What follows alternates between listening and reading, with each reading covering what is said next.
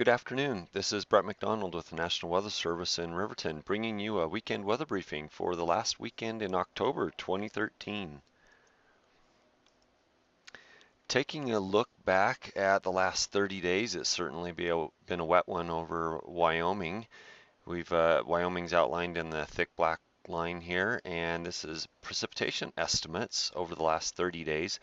The red areas here are areas where we've estimated greater than 5 inches of water has fallen from the skies over the last 30 days. That's quite a bit for our state. Looking at it in terms of percent of normal, huge, well over 100% in many parts of the state, and even over 500% here in the central part of the state. Do have a few places out west that are below normal the last 30 days, but by and large, well above normal for the last 30 days in terms of precipitation. Interesting also looking at temperatures. Here's a departure from normal on the mean temperature. And this plot here is showing that over Wyoming, it's been largely cooler than normal by as much as 4 to 6 degrees below normal, again, through most of the central and northern part of the state. So let's take a look now and see what's the weekend and the next few days are gonna bring us. Friday looks to be kind of a repeat of Thursday. Again, we've got kind of weak high pressure over the area, pretty much weak northwest flow, but dry conditions with a low pressure going well to the south through the Four Corners area and another little low pressure system coming into the Pacific Northwest. Very nice seasonable temperatures this weekend.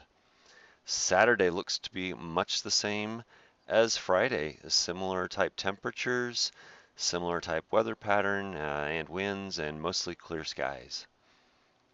Now, as we get into Sunday, we'll be having a weather system come down from Canada, come over from Alaska down through Canada and enter into the northwest US.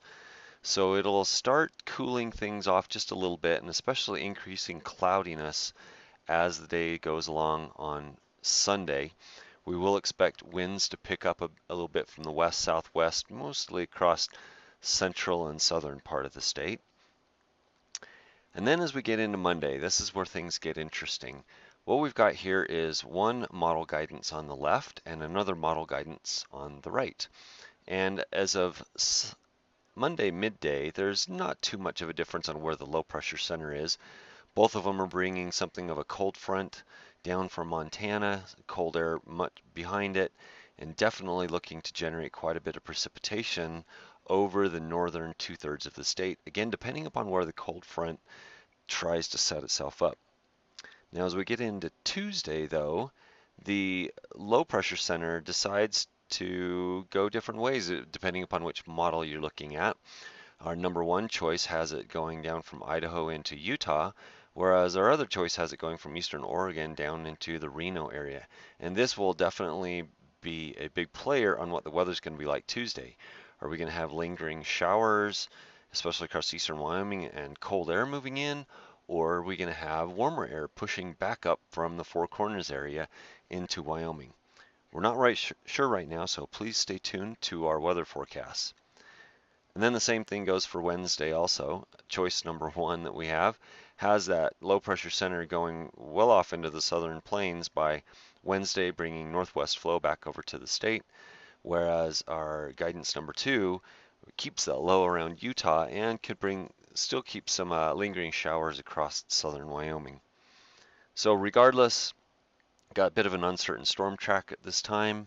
Colder air is definitely expected to move down early next week with a front pushing down Sunday evening into northern and central Wyoming.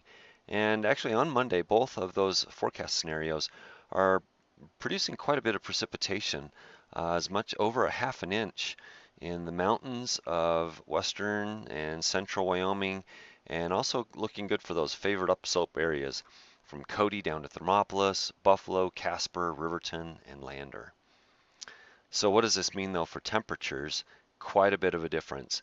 Here we've got a plot of the temperatures at Casper expected, maximum temperatures up top, minimum temperatures down below, and whereas one of the models is showing temperatures only hitting freezing on Tuesday morning. One of them's going down to 16 on Tuesday morning at Casper, 18 at Riverton, 18 also at Cody, and about same thing for Rock Springs. But again, you can see the difference based upon the storm track, what it's going to do for our temperatures early next week. So please stay tuned.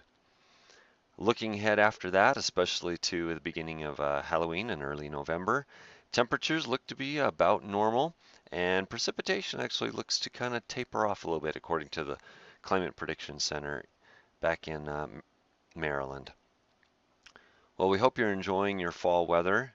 Be careful out in the outdoors, and please stay tuned to the weather forecasts, especially catch on to the latest ones as you're traveling around the state for either sports or recreational activities. Take care.